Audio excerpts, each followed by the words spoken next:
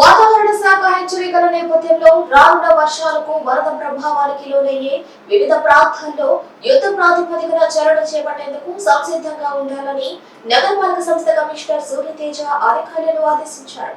బాగుండ layout, under bridge, ఆకుకూరు bus stand, Ramalingapuram, Vijay Mahal, box bridge, pump house తదితర ప్రాంతాలను ఇంజనీరింగ్ విభాగం అధికారులతో కలిసి కమిషనర్ శనివారం పరిశీలించారు.